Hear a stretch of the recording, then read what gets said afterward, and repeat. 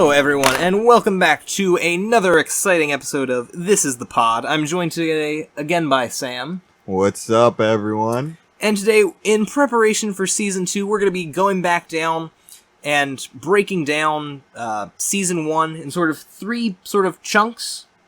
So I want to talk about the first 3 episodes, the middle 3 kind of like fillery episodes, which I don't necessarily think they're filler, but that's an easy way to classify them, and the Season 1 finale, 2-parter.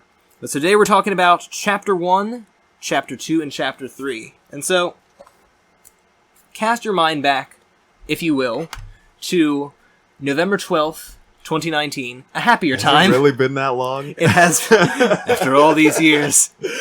Before the dark times. Oh, man. Before the COVID.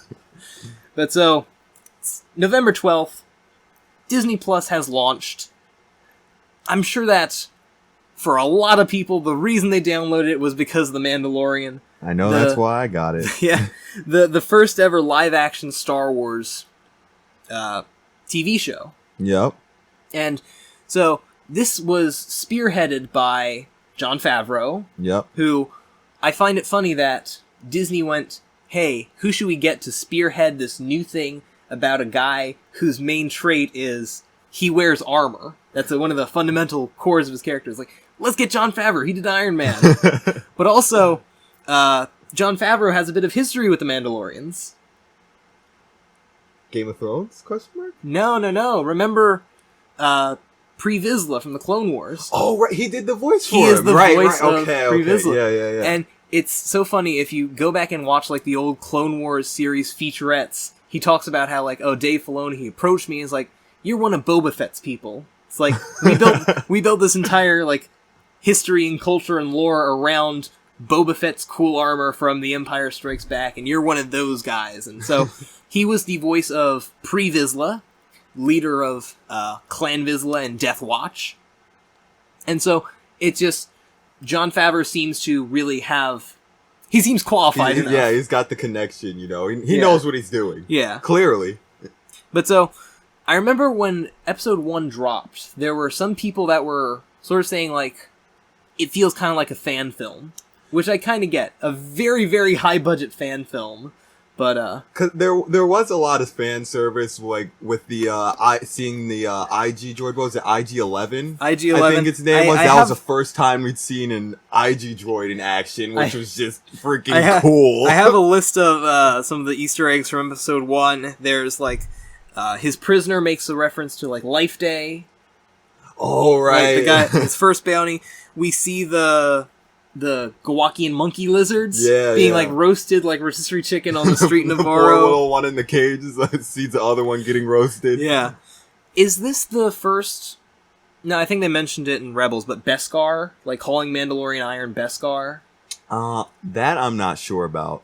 I feel like it may have been name dropped in Rebels. I feel like it was, but still seeing Beskar in live action, that's always really cool. Especially the way that... I love, what's his name? The guy who plays the Imperial. Werner Herzog. I love the way his character talks. It's like, I have an ingot of the Beskar for you if you secure the asset. You know, there were interviews with him, apparently, like, he just knows, like, nothing about Star Wars, apparently. And he doesn't know what he's saying it, why he's saying it, but he's saying it so darn well. Yeah, he's like, I'm just saying my lines, I don't know what's going on. I remember when, like, Season 1 came out, they talked about doing, like, the child in CGI, and he said... no. He advocated for, like, the puppet and stuff. And so, we'll get to the child in just a little bit, but I want to talk about, like, the opening, like, the bar fight. Because, like, that's what sold me on The Mandalorian. Yeah. He just walks into a bar, old Western style, like, instead of the saloon doors, it's the iris. And then, you know, the other thing, too, the fact that we got to see some legacy aliens. Like, wasn't there a Quarren? Yeah, there's a Quarren already. he grabs the Quarren by the face tentacles and slams him down on the... That's so brutal. Yeah, no, and that's like one of the things that did it for me. You know, there's a scene when the Trandoshans ambush him, and I just like seeing, like, a bunch of the legacy aliens, since I feel like a lot of them were ignored in the in the new trilogy of films. Yeah, some of the new alien designs of the sequel films were interesting, but it would have been nice to see, like, a Quarren. Yeah. Or, like, Duros. But yeah, it does, like, this feels like Star Wars. Yeah, I agree. It definitely has that DNA, and, like, one of the things they talked about, Jon Favreau and Dave Filoni talked about, is that they sort of went back and looked at the things that inspired Star Wars. So Star Wars is obviously influenced by a lot of Japanese films. The Hidden Fortress, that's one. Yeah. And sort of the idea of, like, this big, gruff guy traveling with a kid, that's, like, based on Lone Wolf and Cub, which is a very famous samurai film.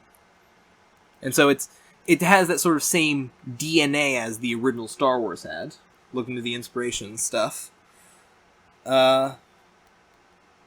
One of the things that I thought was really, really interesting about Episode 1 is when we meet the rest of the Mandalorians underground. Right, because, last time we see the Mandalorians is in Rebels, and, they're doing pretty good for themselves. It's like, there's that whole arc in Rebels where they're going to stand against the Empire, and Bo-Katan is wielding the Darksaber, and she's going to unite the clans. Yeah, and it's like, oh, now we're in the gutter. It's the like, Imperials, they ran over us. Like, how did that happen? It's like, we don't know exactly what happened, but it was called the Great Purge, so it can't be good. Right? And it wouldn't be the first time. It's kind of hard to believe that a warrior race like the Mandalorians could be taken down so easily. We'll definitely do an episode at some point about the Siege of Mandalore, but one of my favorite lines is when Maul is hyping up the Mandalorian, he's like, "It is not the way of your people to hide in the gutter." And that's what they end up doing. But so that was really cool. But yeah, the fact that we were told about, like, this really optimistic, promising thing in Rebels, like the Mandalorians, they're gonna take back Mandalore. But then they didn't. Yeah, it's like, what the hell happened? this explains why they weren't in the original trilogy. Right. It's like, that's an interesting retcon. And there's stuff with, like, the Beskar. There's, as always there is in Star Wars, there's some interesting World War II analogies with, like, the Imperial stamped Beskar. Yeah, I think it's interesting that they turned it into, like, a currency. Yeah. Like, that doesn't... But, like, with an armor like Beskar, Well, I don't think it's necessarily a currency, but it's just, like, to show, like, this is Imperial. Like, we own this now.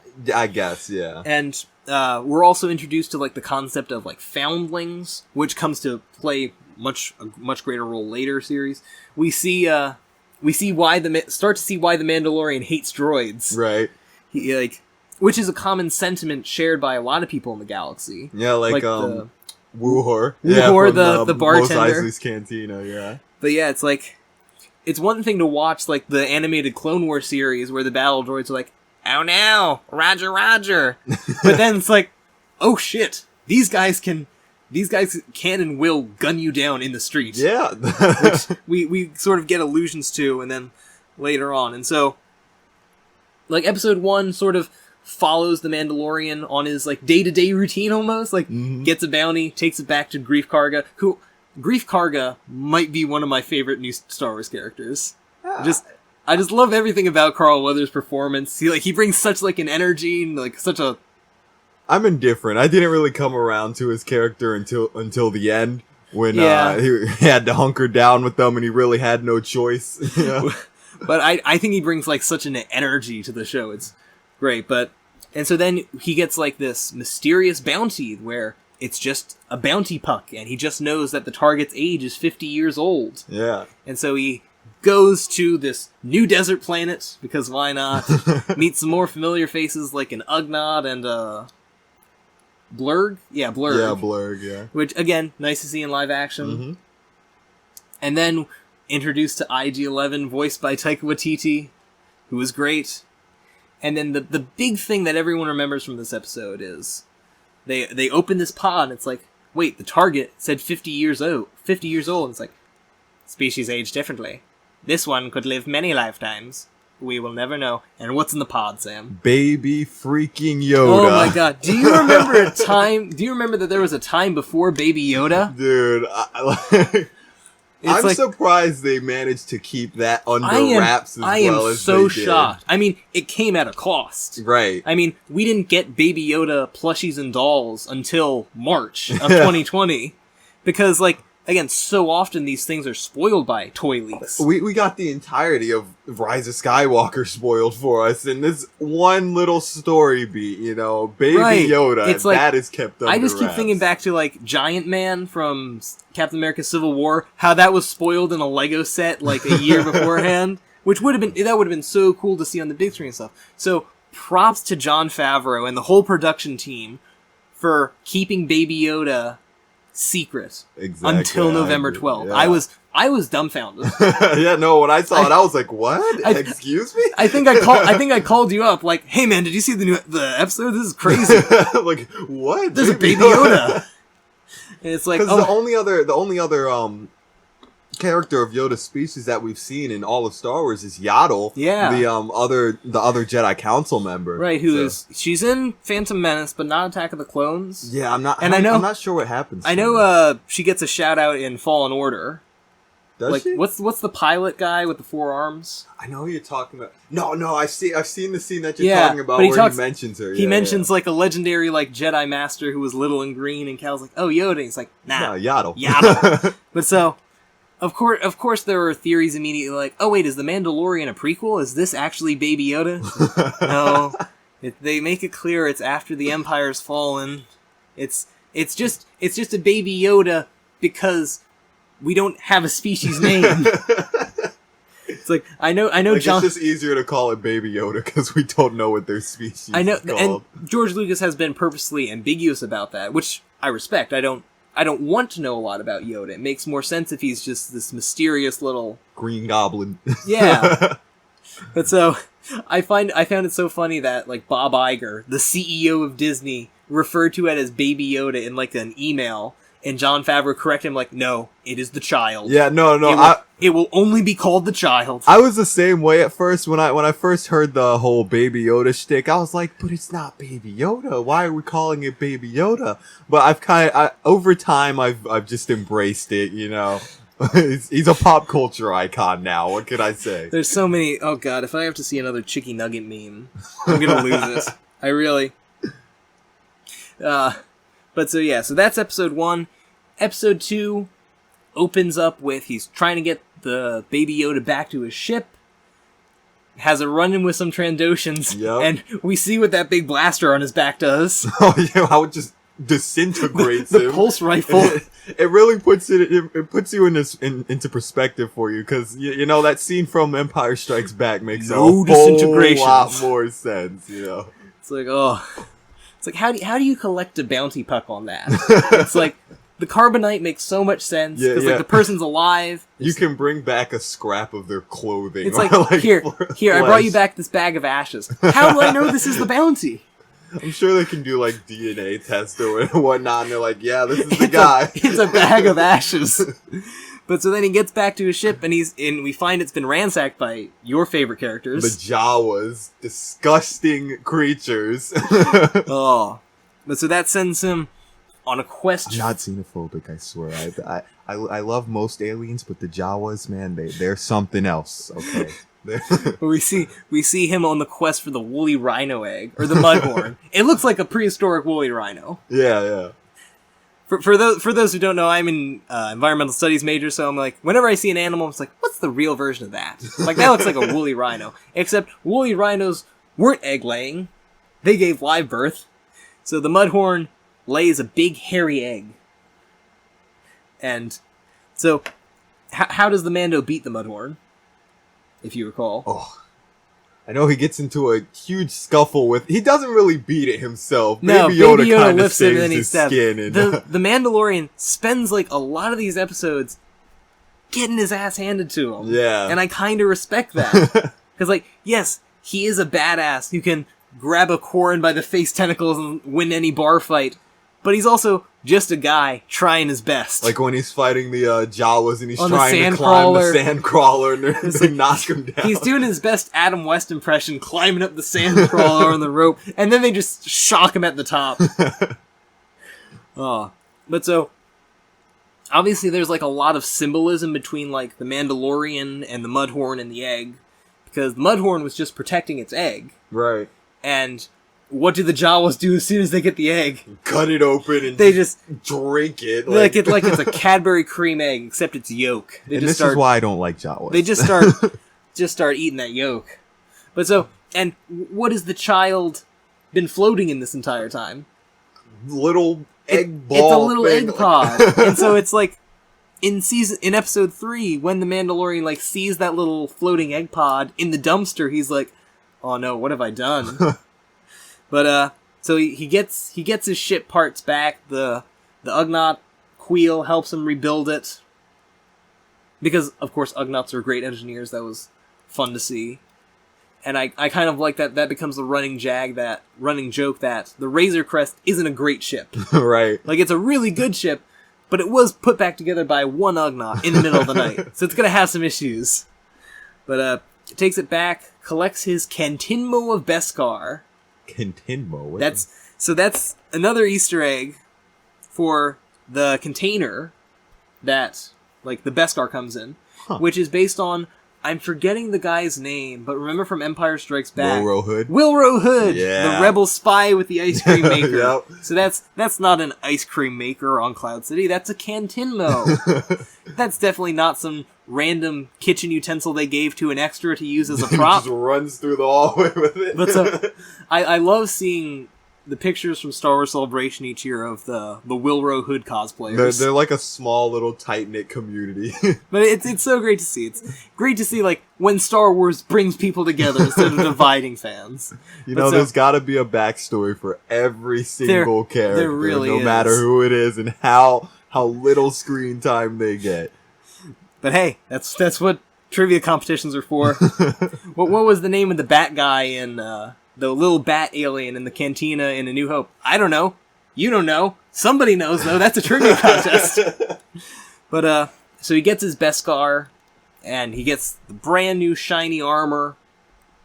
Almost gets into a fist fight with Pax Vizsla, who is the Mandalorian voiced by Jon Favreau in a little voice cameo. Yeah, the big bulky I think it's Mandalorian. I think his action figure is like heavy infantry Mandalorian.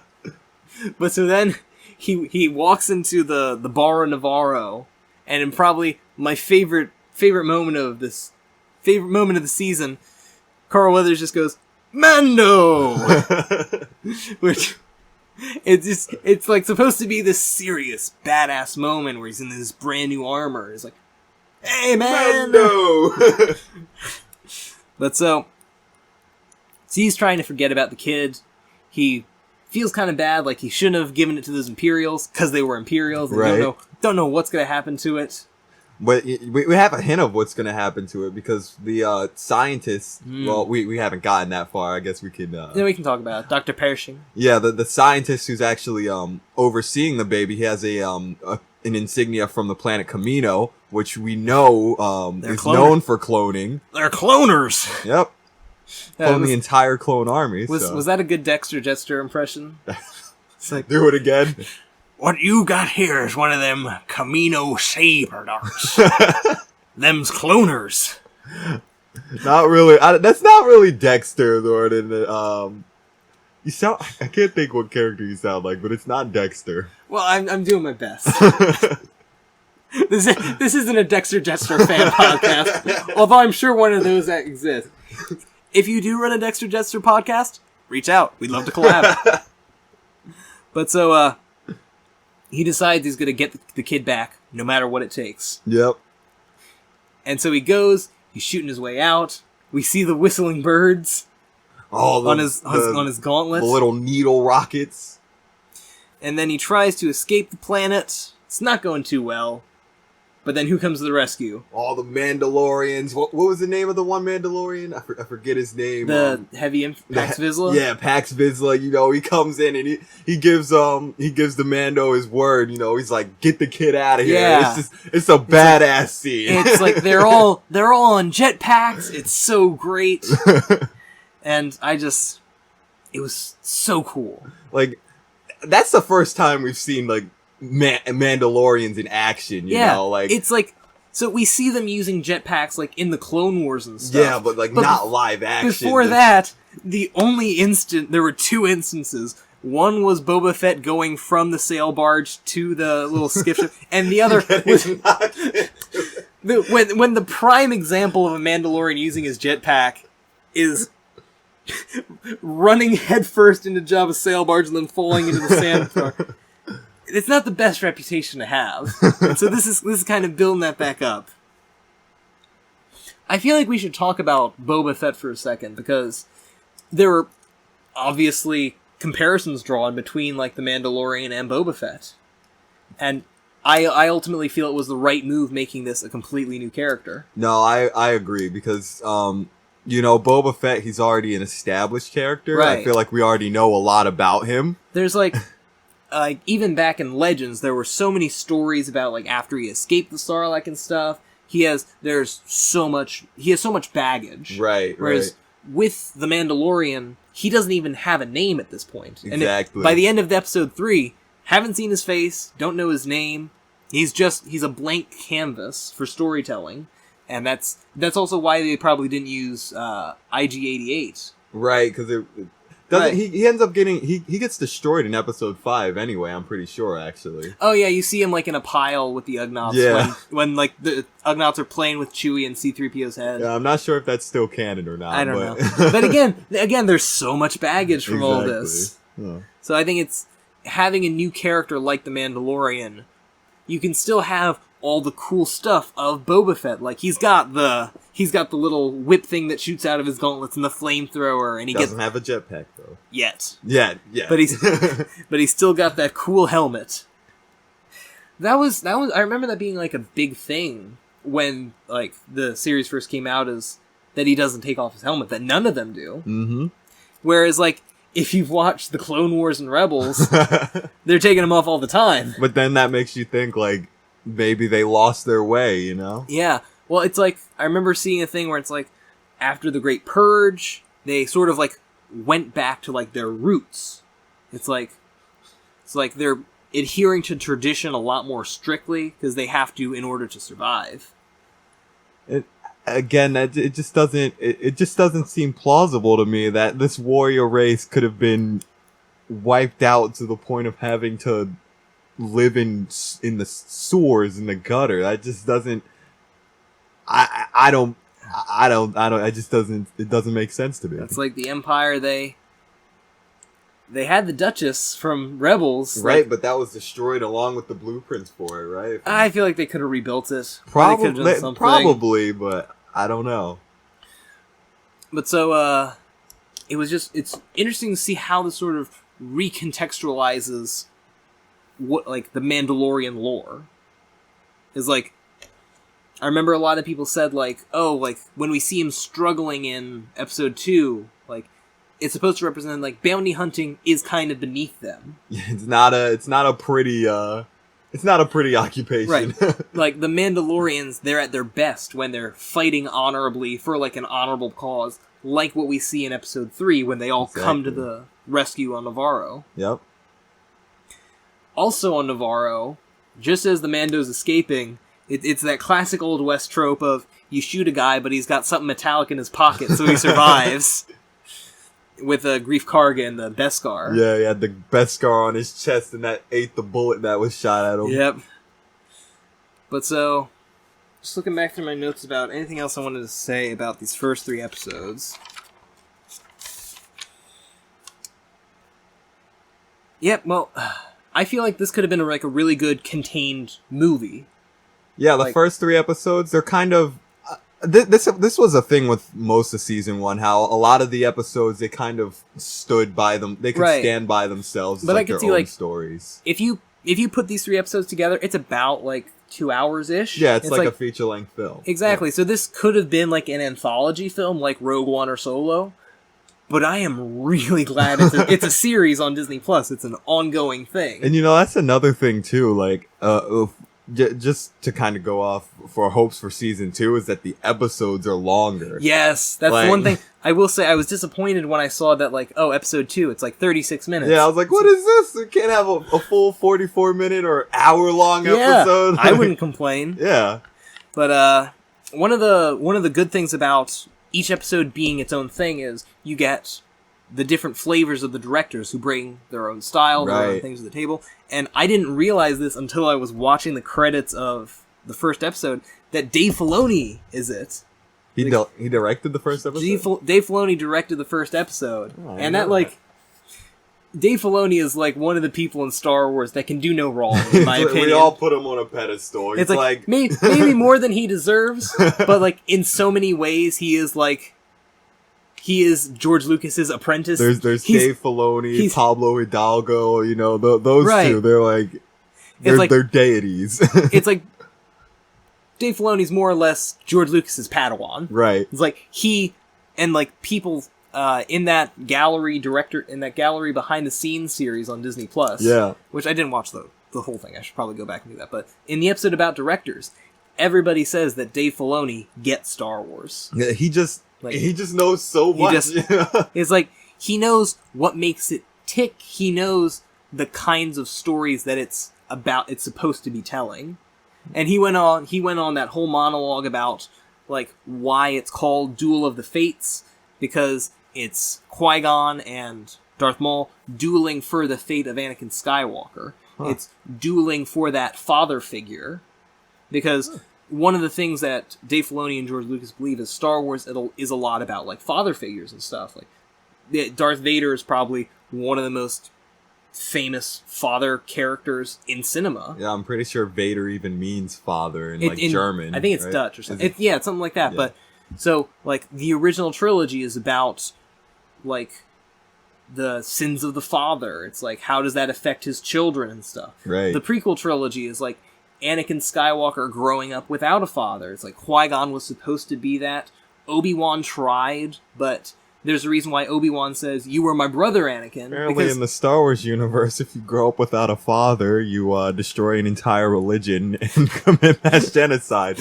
Okay, I'm not sure if that's exactly the message George Lucas is trying to tell.